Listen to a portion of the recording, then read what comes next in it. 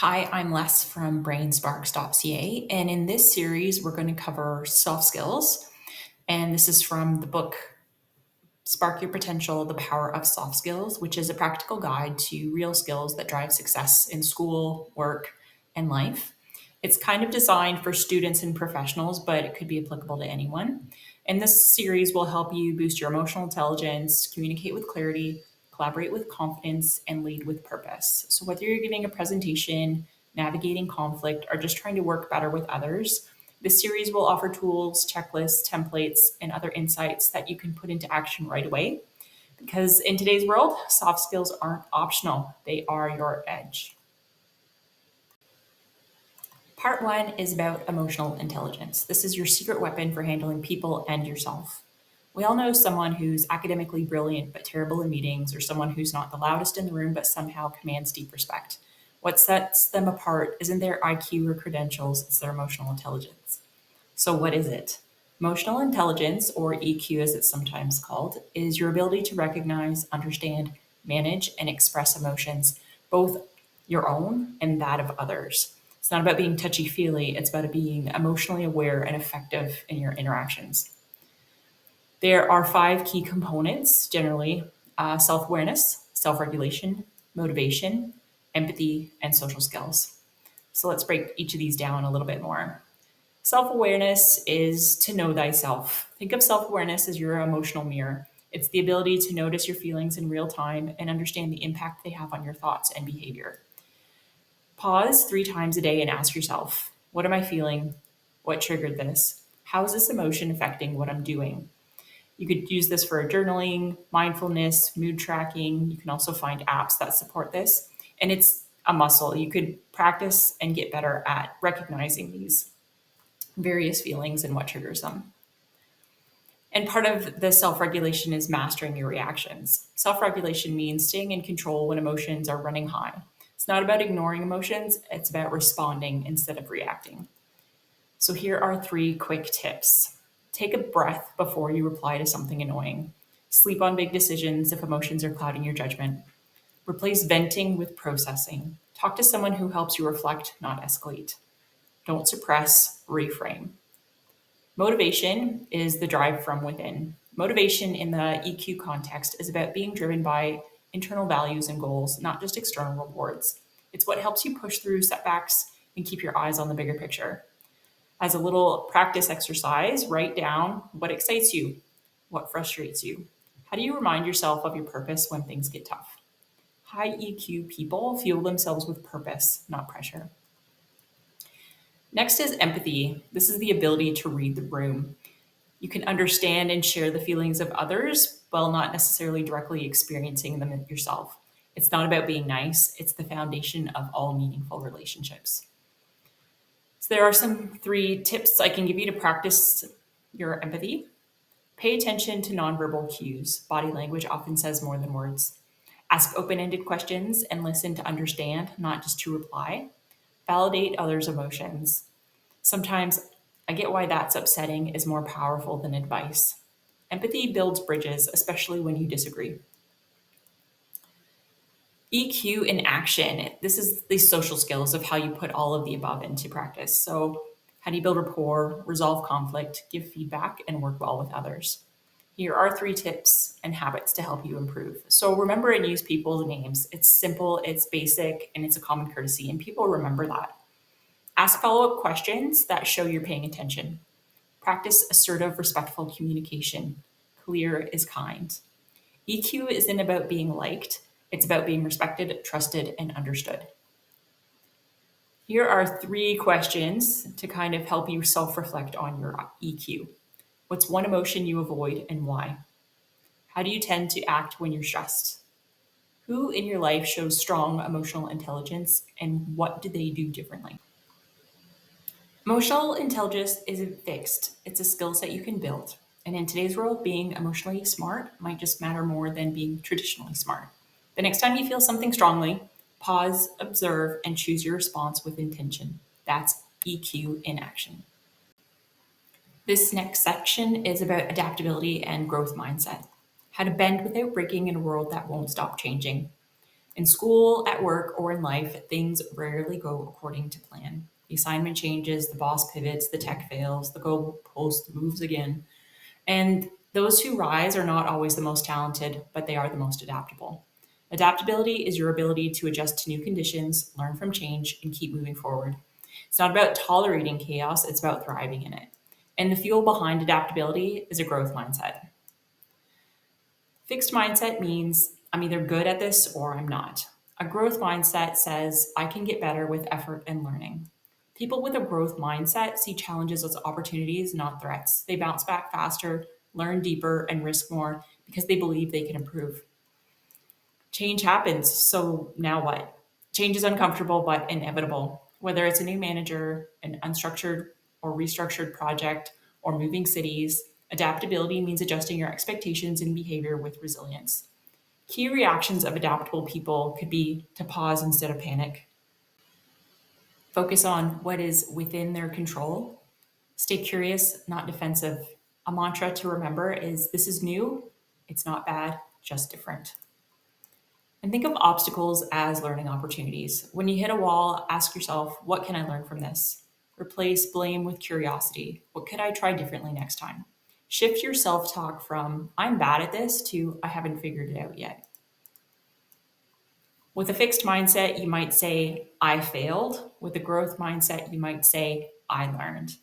With the fixed mindset, you might say, this is too hard. With a growth mindset, you might say, this will take time and effort. With a fixed mindset, you might say, I'm just not a leader. And with a growth mindset, you might say, I'm still developing my leadership skills. And like any skill, adaptability improves with practice. Try something new every week or every month, big or small. Ask for feedback and use it to improve. Reflect after setbacks, what went wrong, what you learned, and what you'll do differently. Adaptability doesn't mean being passive, it means being responsive. It's flexible action, not aimless reaction. How do you typically react to last minute changes? What's one time you overcame a challenge by staying open and flexible? What's one mindset shift you can make when facing something unfamiliar? And one note on resilience is that adaptability is external, your response is to change. Resilience is internal, it's your response to stress. They work together. When life throws curveballs, resilience helps you bounce back. Adaptability helps you catch the next one. You can't control everything, but you can control how you adapt. The future belongs to learners, the tinkerers, the let me try again people. So you can choose to be one of those people. Every time you choose to evolve instead of retreat, you're building a more capable, future ready version of yourself.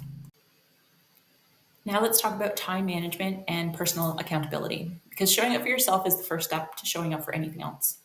We all get the same 24 hours in a day, but some people manage to move mountains, while others barely survive in the inbox avalanche. The difference? Time management skills and taking personal ownership of how they use them. Time management isn't about rigid schedules or squeezing every minute. It's about aligning your time with your goals, making thoughtful decisions, and owning the outcomes.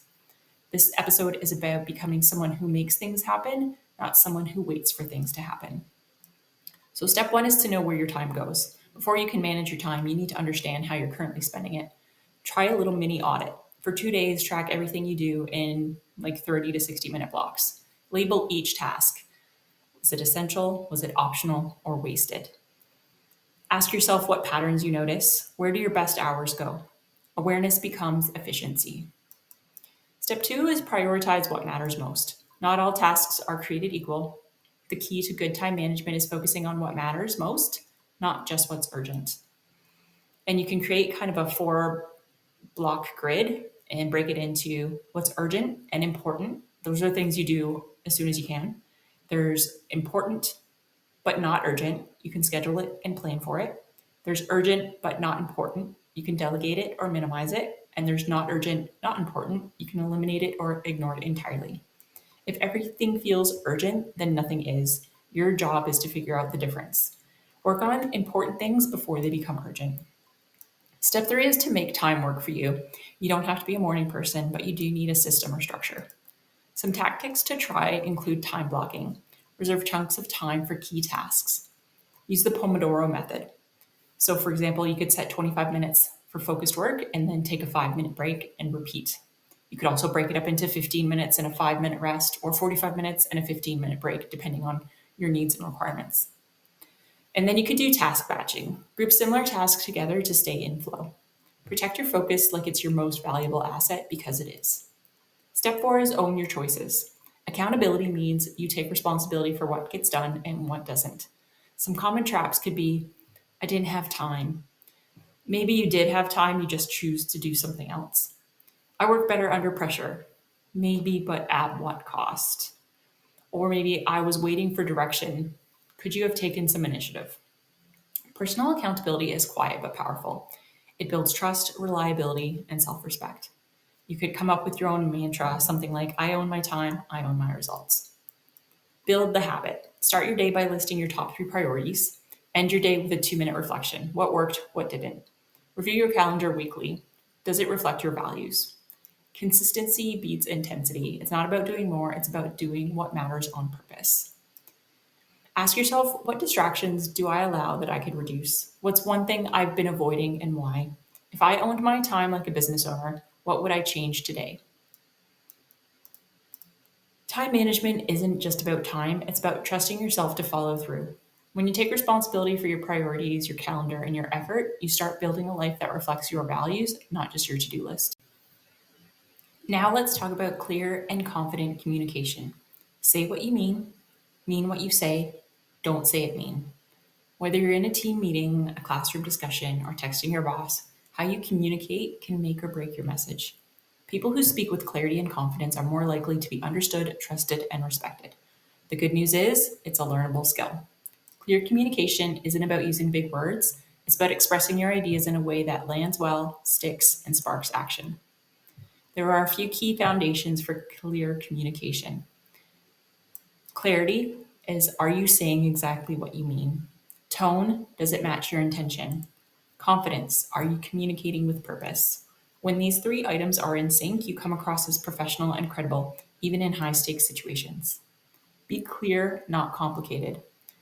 Over explaining, vagueness, and jargon all create confusion. How to be clear. Use simple, direct language. Lead with key messages. What's the point? Be concise. If it takes a paragraph to explain one idea, it's too long. Think, if a 12-year-old can't understand this, could you explain it better? Confidence is a skill, not a trait. You don't have to be loud to be confident, you just have to be deliberate. Some tips to communicate with confidence are to breathe and pause. Silence isn't awkward, it's powerful. Stand or sit tall. Your posture affects how you're perceived and how you feel. Practice out loud. Clarity improves with repetition. Confidence starts with preparation and shows up in presence. Active listening is a communication superpower. Good communicators aren't just good talkers, they're great listeners. Here are 3 tips to listen better. Don't interrupt. Hold space for others to finish their sentence. Mirror key points. Reflect back what you're hearing. So, what I'm hearing is, or if I understand you correctly, pay attention to what's not being said. Tone, pauses, energy shifts. You earn attention by giving it first. Watch your nonverbal communication. Your words are only part of your message. People also read your facial expressions, eye contact, posture and gestures, tone, and pace of speech. A mismatched tone or expression can undermine even the best message. Aim for alignment between your words and body language. If you say, I'm excited, but you look bored, no one will believe you. Written communication matters too. We live in a world of text messages, emails, and Slack pings or DMs. Writing clearly is just as important as speaking. Some quick wins could include using bullet points and headers for readability, proofread as typos erode credibility, and add a clear call to action. What do you want readers to take away from this? A great message gets attention, a great communicator gets results. Try this little self audit of your communication style by asking yourself, do people often ask me to repeat or clarify? When giving feedback or instructions, do I check for understanding? How do I sound when I'm nervous, or how can I shift that? Clear and confident communication builds trust, improves collaboration, and positions you as a leader, no matter your title. It's not about sounding smart, it's about helping others understand and act. That's power, that's influence. And it starts with you choosing your words and your presence with care. For this section, let's talk about writing. because your words leave an impression even when you're not in the room. In the professional world, your writing is your reputation. Whether you're crafting emails, reports, social media posts, resumes, people judge you on clarity, credibility, and confidence of how you write. The goal isn't to sound fancy, it's to be understood, trusted, and taken seriously. Writing like a pro means writing with purpose, precision, and a touch of personality. Good writing is clear thinking on paper. Before you write, ask yourself, what do I want to say? Who am I writing for? What do I want the reader to do, think, or feel? If you're not clear on your message, your reader won't be either. Think before you type, write with intention, not on autopilot. For professional emails, your emails are like your digital handshake. A bad one wastes time, or worse, damages your reputation. A great email could include a clear subject line, be specific, a warm greeting, friendly but not overly casual. Concise body, stick with one main point for a paragraph. Action steps, clarify what you want and when. Include a professional sign off, such as best, thanks, regards, and delete the little message at the bottom that says sent from my phone, if you can. Avoid long winded intros, vague asks, and walls of text. Good emails get read, great emails get results. For reports, proposals, and other formal documents, start with a summary. What's the point? What should the reader know? You could call it an executive summary depending on the length of your document or your audience. Use headings and bullet points to guide the reader. Support arguments with data or examples. Don't just state opinions. Format for skimming. A lot of people won't read, they just scan. Presentation matters. A well structured document makes you look competent before they read a word. Make sure your writing is clean and polished. You don't need to write like a novelist, just write like someone who cares about being clear. To help polish your documents, use short sentences, cut filler words like just, very, actually. Use active voice. We approved the budget versus the budget was approved. Done is good, done and clean is better. And remember to take time to proofread and edit your documents. As a self writing check, before you hit send or share, ask yourself, would I understand this if I didn't know the context? Have I clearly said what I want the reader to do? Can I cut 10% of the words without losing the meaning? For tone, think of friendly and professional. Tone is how your words feel. Too formal sounds robotic. Too casual risks not being taken seriously. You have to find the balance. Instead of dear sir or madam, can you use someone's name like, hi Alex? And instead of saying just checking to see if you had a chance to where is this in all caps, or instead of okay thanks bye, spell it out, please let me know if you have questions. So you're matching your tone to the context, the culture, and the person. Some common pitfalls could be wall of text. I'm definitely guilty of that. Use short paragraphs and spacing instead. Being too vague is not great either. Get specific, replace with actual details like time, date, location, as much as you can. Instead of apologizing, be polite, not passive. And no more sorry for bothering you, sorry for anything. You thank them for their patience or thank them for their time. And avoid using jargon. Use plain English unless your audience expects technical terms. And there's a number of tools and apps on the market to help you write better. And of course, there's all these AI models that will help you edit to some extent, but always trust your own proofreading skills before you send something off. In a digital first world, writing is communication. It's how you influence, inform, and connect. Every message you send is a chance to show your professionalism, thoughtfulness, and credibility. Don't write to fill space, write to make something be clear, useful, or unforgettable. Now let's talk about presentation and public speaking skills because people don't just hear what you say, they feel how you say it. Public speaking tops the list of common fears, yet it's one of the most valuable soft skills you can develop. Whether you're presenting in a meeting, pitching an idea, or giving a speech, your ability to communicate with presence can amplify your influence and career. You don't need to be a TED Talk star to be effective, you just need to learn how to connect, structure, and deliver with confidence. The goal isn't perfection, it's connection. Great speakers aren't flawless, they're authentic, clear, and emotionally in sync with their audience. That's what people remember. Ask yourself, what does my audience care about? What do I want them to think, feel, or do? Am I speaking to them or at them? Be real, not rehearsed. Structure equals confidence. A solid structure helps you stay on track, keeps your audience engaged. Try this basic framework. So, for one, you've got a hook. Grab their attention in the first 15 seconds. That could be with a random fact, a question, a story, and make it relevant to whatever your topic is.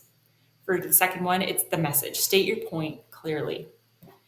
Third item is give support. Examples, visuals, data, and then close with a call to action or a takeaway phrase.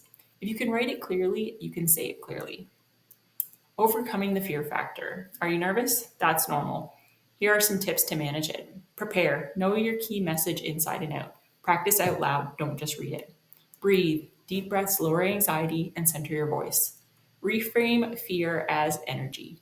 That adrenaline can help you focus and project. You don't have to be fearless, you just have to be brave. Body language speaks louder than slides.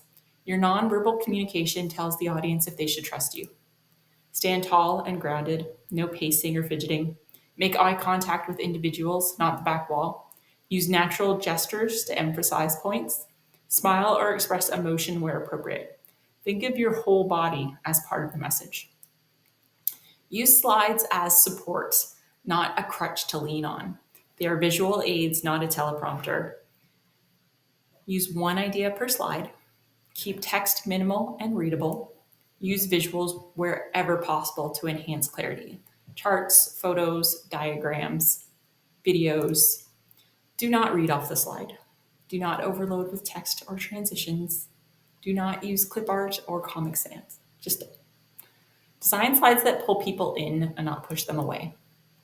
Then handle questions with grace. Audience questions can feel intimidating, but they're opportunities to connect. Pause before answering, show that you're thinking. Repeat the question if needed. If you don't know the answer, say so with confidence. Like, that's a great question. I'll get back to you with a solid answer. The goal isn't to know everything, it's to stay credible and composed. As a tip, I've prepared a presentation prep checklist that includes what's my key message, who's the audience, and what do they care about? Do I have a strong opening and closing? Have I practiced out loud, ideally in front of a mirror, friend, or colleague? Is my body language confident and open? Again, there's a number of apps that can help you put together a great presentation, books to read for tips, and help you improve your confidence. And you can always join public spaces for practice, like Toastmasters, workshops. You can record yourself. Presenting well isn't about being flashy, it's about being impactful. Every time you speak in front of others, you'll have a chance to lead, influence, and inspire.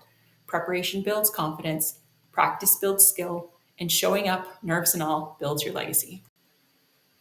Now let's talk about teamwork and collaboration, because working with others shouldn't feel like herding kittens. Success in today's world rarely happens solo. Whether you're in school, on a project team, or climbing the career ladder, collaboration is a must-have skill. And yet many teams struggle. Deadlines get mixed, egos clash, messages get passive aggressive. So how do you become someone who makes teams better, not just busier? Teamwork and collaboration are about more than group projects and meetings. They're about how you contribute, communicate, and help others succeed together. What makes a great team player? It's not about being the loudest or the smartest. It's about being reliable. You do what you say you will do. It's about being respectful. You treat ideas and time as valuable. You're solution oriented. You focus on fixing problems, not finding blame. You're supportive. You help others win, not just yourself. The best collaborators raise the bar and lift the team. It helps if you understand team roles and dynamics. Not everyone on a team plays the same role, and that's a good thing. There are some common team roles that you'll see over and over again. So you've got someone who's the organizer, they keep things on track. You've got the thinker who does planning and analyzing. You've got the doer who takes action quickly. You've got the bridge builder who smooths conflict and connects people. And you've got the energizer who boosts morale and motivates people. And hopefully you've got a diverse team that shows a number of these different roles being put in play. Know your strengths, but also learn to flex into other roles when needed. Communication is like glue. You can't collaborate if no one knows what's going on. Collaborative communication looks like asking questions, not assuming. So you could say, "What do you think?" instead of, "Here's what we'll do." You clarify tasks and deadlines early. You give updates before people have to ask to. You speak up respectfully when you disagree. Over communicating beats under communicating, especially in remote or hybrid teams. There's always some freakouts, but giving feedback and receiving feedback can be done with purpose, not with panic. Some tips for giving feedback include being specific. So maybe you say, "Your summary was unclear. Could you add a few bullet points to highlight the key findings?" You focus on the work, not the person. You offer suggestions, not just criticism. Tips for receiving feedback could include: listen first, don't defend, just digest what's being told to you. Ask for clarification if needed. Say thank you, even if it's uncomfortable. Feedback is not an attack, it's a gift, even if wrapped awkwardly. Navigate conflict like a pro because every team has conflict. What matters is how you handle it. Some things that might help include focusing on the issue, not the person, using I statements like, "I feel stuck because," or "You always mess this up. That would be bad." Take breaks if tensions run high. Seek common goals, not winning. Conflict can build trust if handled with care. Build trust and psychological safety. People speak up, take risks, and innovate when they feel safe. Create a better team culture by admitting your own mistakes, inviting input from quieter voices, celebrating team wins, not just individual rock stars, and showing empathy and curiosity. People don't have to agree on everything, but they have to feel respected. For your team self check, ask the following: do I follow through on commitments? Do I listen as much or more than I speak? Do I help others shine or only worry about my own spotlight? Collaboration isn't just about losing your voice, it's about learning to blend with others. Great teams aren't built by accident, they're built by people who show up with humility, curiosity, and the willingness to work together, even when it's hard. Now let's get into conflict resolution and negotiation because you can be kind, clear, and still get what you need. Conflict is inevitable. Put a group of smart humans together and surprise, they won't always agree. But here's the truth: conflict isn't the enemy. Avoiding it or mishandling it will be. Whether it's a clash over deadlines, a misunderstanding with a teammate, or a tricky conversation with a boss, how you handle conflict determines your influence, reputation, and results. And when stakes are high, that's when negotiation becomes your power tool, not to win at someone else's expense, but to co create better outcomes. Conflict isn't a sign something's wrong. Healthy conflict can spark creativity, deepen trust, and surface issues early. It only becomes toxic when handled with blame, defensiveness, or silence. What productive conflict looks like: people feel safe to disagree. Ideas are challenged, not people. Solutions are the goal, not punishment. Disagreeing doesn't mean you're disloyal, it means you care. Stay cool, stay curious. When tensions rise, resist the urge to react. Instead, step one, pause, take a breath. A reaction fueled by emotion rarely leads to resolution. Step two, assume positive intent. Even if someone's delivery is rough, they may be frustrated, not malicious. Step three, listen fully. Let the other person speak without interruption. Reflect back what you hear. It sounds like you're feeling overwhelmed by the new deadline. Is that right? Step four, own your part. Accountability builds trust. I realized I wasn't clear about the deliverables. Thanks for pointing that out. You don't need to agree with someone to validate their experience. This is where the I statement formula comes in. It's one of the most simple, effective tools. Instead of "you never listen," try "I feel dismissed when I'm interrupted during meetings." And why does this work? It focuses on your experience, not the person or the character. It lowers defensiveness and opens space for dialogue. Negotiation is not just a skill for CEOs. Negotiation is for any conversation where two or more people want different things and are working toward a solution. You're already negotiating when you ask for a deadline extension, you request a raise, you choose where to go to lunch with friends. The goal isn't to dominate, it's to collaborate toward a workable outcome. Here are some tips on how to navigate like a pro. One, prepare, don't wing it. Know what you want, what you can flex on, and what matters most to the other party. Two, lead with value. Frame your ask in terms of mutual benefit. By extending the timeline, I can ensure a quality report that reflects well on both of us. It's a good sales pitch. 3, ask open-ended questions. What's most important to you in this project? Opens more doors than, can you do this by tomorrow? 4, know your BATNA, BATNA. That's your best alternative to a negotiated agreement. I have no idea who came up with that acronym. This is your backup plan. Knowing it helps you negotiate from a place of strength. What not to do in conflict or negotiation. Don't raise your voice. Don't use sarcasm. Don't make it personal. Don't avoid the issues altogether. Don't make any demands without clearly understanding. Respect earns respect. Calm earns clarity. Try this for your next conflict or negotiation analysis. How do I usually react in conflict? Avoid, confront, or collaborate?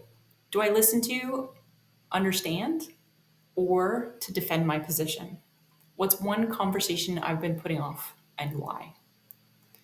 You can also practice this with friends, colleagues. You could do role play. You could do mediation skill workshops. Conflict isn't a roadblock, it's a fork in the road. With the right approach, it can lead to deeper understanding, better outcomes, and stronger relationships. And negotiation is about not getting your way, but creating shared wins that move everyone forward. Now let's talk about leadership. You don't need a title to lead, you just need the mindset. When most people hear leadership, they picture the big CEO, the team captain, or the person standing at the front of the room giving a speech. But leadership isn't about a role, it's about responsibility, influence, and action. Whether you're a student, intern, or individual contributor, maybe you're a new manager, you can lead right now. Leadership at any level means showing initiative, modeling integrity, and helping others rise. Rethinking leadership is not what you think. Forget the old school image of barking orders and calling the shots. Modern leadership looks more like listening deeply, making decisions thoughtfully, creating clarity out of chaos, uplifting others, not just yourself. Leadership is less about control and more about contribution. There are 5 key leadership traits that anyone can develop. Accountability. Own your work. If something goes wrong, don't point fingers, problem solve. Initiative. Don't wait to be told. If you see something that needs doing and can do it, take action. Integrity. Do the right thing even when it's inconvenient, invisible, or unpopular. Empathy. Great leaders understand what others are going through and adjust accordingly. Vision. See the bigger picture. Remind others and yourself why the work matters. Leadership is an everyday thing. You're already leading when you ask better questions in meetings, support a struggling teammate, step up on a group project, handle a tough situation with maturity and grace, propose a better way to do something. Leadership is about what you do when no one's watching and when everyone is. Think about influence over authority. You don't need positional power to lead. In fact, the most effective teams often have influencers. These are people who shape conversations, inspire action, and bring calm to chaos.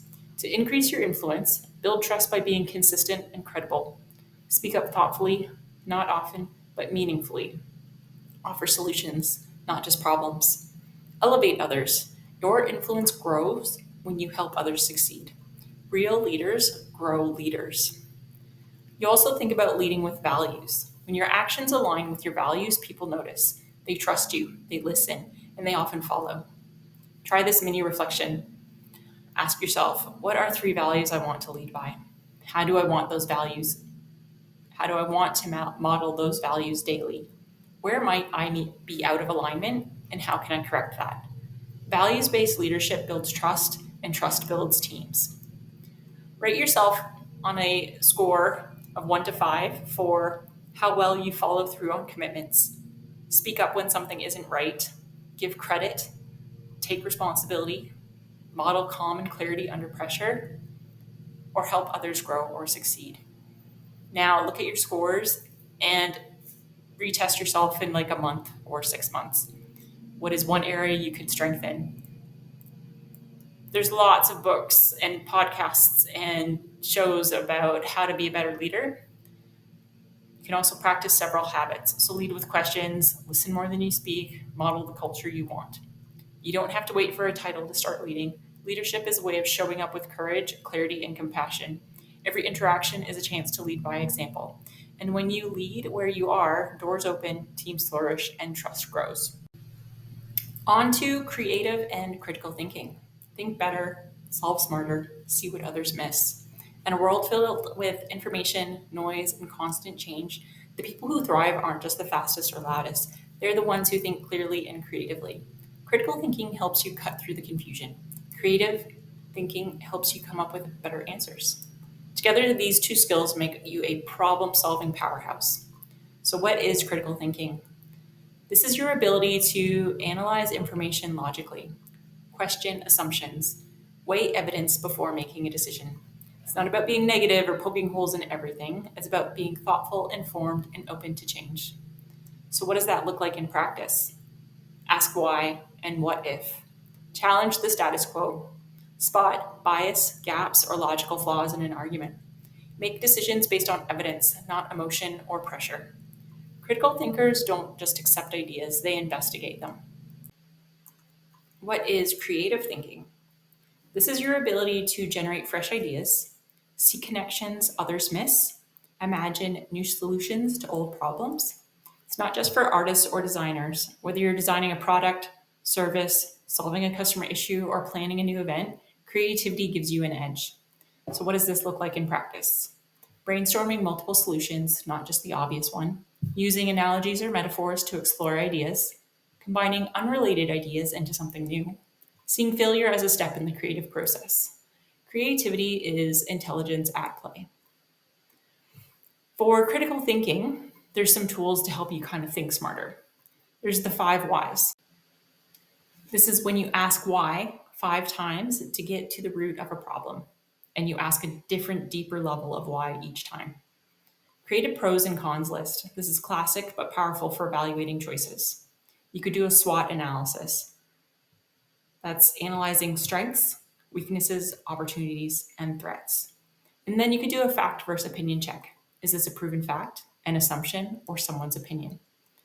For creative thinking, you could do mind mapping. That's when you visualize connections between different ideas.